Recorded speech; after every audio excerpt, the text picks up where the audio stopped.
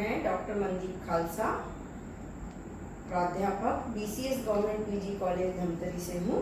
मैं आज आपको माइक्रो इकोनॉमिक्स की प्रथम यूनिट में आपको मैरिस का वृद्धि अधिकतमीकरण मॉडल का सेकंड पार्ट बताऊंगी। पहले पार्ट में मैंने आपको बताया, वृद्धि अधिकतमीकरण मॉडल में मैंने आपको बताया कि किस तरह से G के द्वारा GD बराबर GS होना चाहिए और किस तरह से फर्म की वृद्धि दर बढ़ती है, और वृद्धि दर बढ़ती है तो शेयर धारकों के लाभांश भी बढ़ते हैं। तो उन दोनों के बीच में संतुलित वृद्धि दर क्या होनी चाहिए उसके बारे में मैंने आपको बताया। लेकिन इसके साथ साथ मैरिस ने एक जो नई बात बताई कि मैरिस मॉडल का मूल्यांकन अनुपात यानी वैल्यूएशन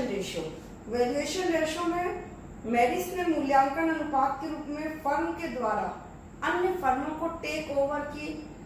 दर की व्याख्या प्रस्तुत की है। इसके अंतर्गत यानी हम आजकल देखते हैं कि जितनी भी बड़ी फर्में हैं बाजार में, वो अगर कोई भी छोटी फर्म है तो उसको टेक ओवर कर सकती है, या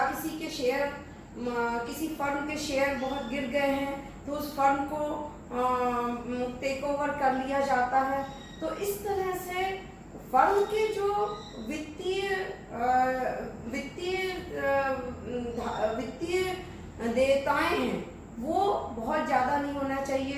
लोन बहुत ज़्यादा नहीं होना चाहिए, कर्ज बहुत ज़्यादा ना होना चाहिए, और ग्रोथ रेट उतनी होनी चाहिए कि ना तो वो बहुत अधिकतम हो और ना ही बहुत कम हो। मतलब मूल्यांकन अनुपात जो मैरिस ने बताया वो एक उसको फर्म को न्यूनतम लाभ भी प्राप्त होता है और वृद्धि दर भी उसको पूरी मिलती रहे और उसकी नौकरी भी सुरक्षित रहे और अन्य फर्में उसको टेक ओवर ना कर पाए। यानी उसकी फर्म के लाभांश इतने होने चाहिए, उसकी फर्म की देयताएं बहुत ज़्यादा नहीं होनी चाहिए, उसके लोन या कर्ज बहुत ज़्यादा नहीं होना चाहिए, उसके शेयर फर्म के जो शेयर हैं उसकी कीमतों में गिरावट नहीं होना चाहिए। तो कोई भी फर्म जो है वो उसकी फर्म को टेक ओवर नहीं कर पाएगी। इसी डर की व्याख्या मैरिस ने अपने इस मॉडल में के दूसरे भाग में की है। तो मैरिस के अनुसार कि एक फर्में एक बिंदु के पश्चात वृद्धि करने से बचने का प्रयास करेंगी, क्योंकि ऊंची स्थिर देयताएं वित्तीय सुरक्षा के लिए खतरा होती हैं। उन्हें एक न्यूनतम मूल्यांकन अनुपात की आवश्यकता होती है जो फर्म को टेक ओवर अधिकार में लेने के विरुद्ध रक्षा और शेयर धारकों को उचित प्रतिफल की दर प्रदान करता है। नए शेयरों को जारी करने की दर भी मूल्यांकन अनुपात को प्रभावित करती है। जैसा कि चित्र में दिखाया है, आपको बताऊं कि ये जो V1 है और V है, तो V पर आप देखिए मैक्सिमम प्रॉफिट हो रहा है और ग्रोथ रेट जो है वो G1 है, लेकिन अधिकतम लाभ की प्राप्ति कितनी हो रही है? M के द्वारा हो रही है, यानी M और G1 के बराबर अधिकतम लाभ की प्राप्ति हो रही है और फर्म की जो वृद्धि दर है वो G1 है। लेकिन यदि फर्म को टेक ओवर से बचाना है, ऊंची लाभ वृद्धि दर देकर अन्य फर्में भी प्रतियोगिता करेंगी, जिससे फर्म के जो लाभांश है वो कम हो जाएंगे, इसलिए और टेक ओवर करने का भय रहेगा। इसलिए मूल्यांकन अनुपात के अंतर्गत जो न्यूनतम मूल्यांकन अनुपात है उसको हमने V1 के द्वारा दर्शाया है। V1 के अंतर्गत आप देखिए यहाँ पर जो फर्म की वृद्धि दर है वो न्यूनतम लाभ रेखा यानी V1 को मूल्यांकन अनुपात रेखा को E बिंदु पर स्पर्श कर रही है। V1 रेखा जो है जो न्यूनतम लाभ की दर को E बिंदु पर स्पर्श कर रही है, लेकिन फर्म की वृद्धि दर G2 है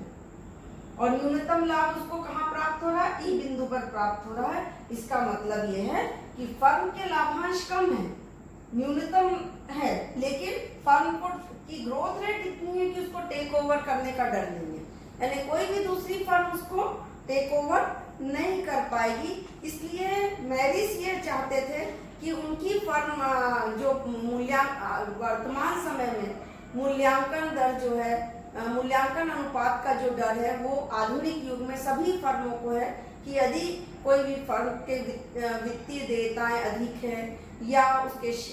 फर्म के जो शेयर हैं उसकी कीमतें घट जाती हैं तो अन्य फर्में उसको टेक ओवर कर सकती हैं। इसलिए उसको वित्तीय सुरक्षा को बनाए रखने के लिए एक न्यूनतम मूल्यांकन अनुपात की आवश्यकता होती है, जिससे कि फर्म का जो है ग्रोथ रेट बढ़ जाए, यानी G1 से G2 हो जाए और फर्म की सुरक्षा जो है वो बनी रहे, उसको कोई टेक ओवर ना कर पाए और फर्म जो है प्रबंधक की जो नौकरी है वो भी सुरक्षित रहे। तो ये जो है उच्चतम बिंदु पर लाभ की दर बढ़ती है जो दीर्घकालीन लाभ को बताती है, लेकिन ऊंचे मूल्यांकन अनुपात के लाभ की अपेक्षा मैरिज जो है ऊंची ग्रोथ रेट को प्रायोरिटी देते हैं। यानी लाभ भले ही कम मिले लेकिन फर्म की जो ग्रोथ रेट है वो ऊंची होनी चाहिए। तो जैसे ही ग्रोथ रेट ऊंची होगी तो उससे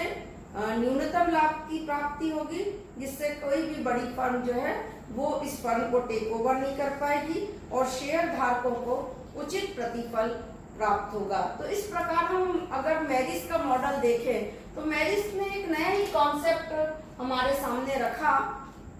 कि यदि हमें फर्म को बाजार में बचाए रखना है, टेक ओवर से बचाए रखना है, तो हमें नई मांगों का सृजन करना पड़ेगा, विविधीकरण को अपनाना पड़ेगा,